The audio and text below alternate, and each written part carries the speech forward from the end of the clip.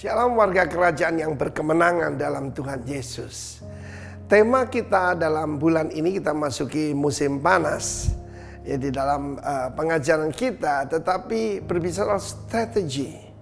Strategi Tuhan dan strategi iblis. Kita harus mengetahui strategi iblis. Kita tahu bagaimana orang-orang Tionghoa di Indonesia banyak yaitu mengagumi bahkan menyembah Quan Gong. Itu jenderal yang pandai berperang. Tetapi di Chengdu, di China, maka yang dikagumi dan disembah itu adalah Zhuge Liang, the strategist, ahli strategi.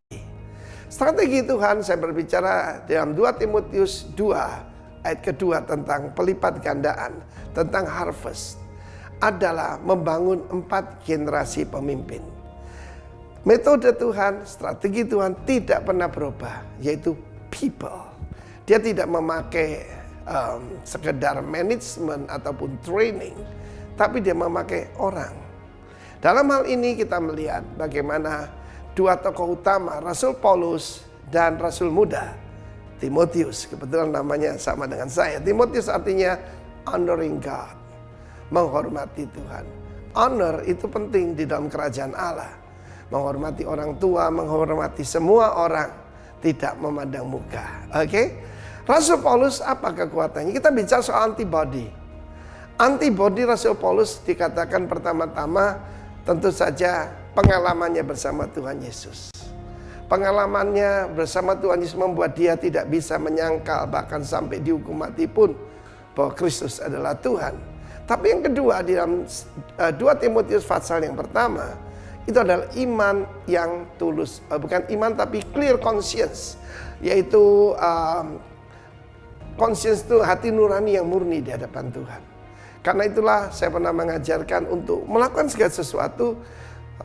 Nabi Musa diajar memasukkan tangan ke dalam jubahnya.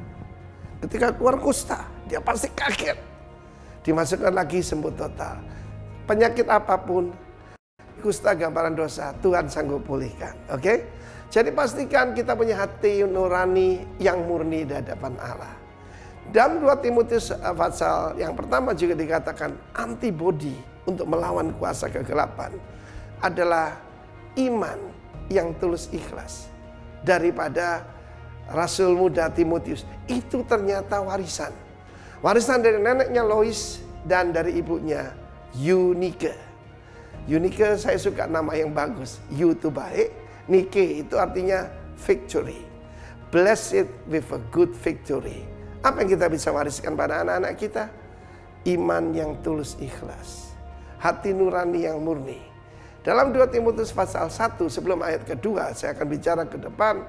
Maka di sana dijelaskan bahwa hai anakku, kita bicara soal hubungan. Kita membangun hubungan father and son kepada anak-anak rohani saya, bukan anak buah. Mereka adalah anak-anak saya. Dan ada kasih yang mengalir. Jadilah kuat oleh kasih karunia di dalam Kristus Yesus. Jadi komplit ini. Ya, kasih karunia dalam Tuhan Yesus, hati nurani yang murni, dan iman yang tulus ikhlas. Kiranya itu ada pada kita. Dan kalau ada pada kita, kita bisa menolak bukan cuma penyakit virus atau apapun, tapi segala macam kuasa kegelapan, segala virus porno, virus ketamakan, virus parno, ketakutan, kita bisa kalahkan in Jesus name. Amin.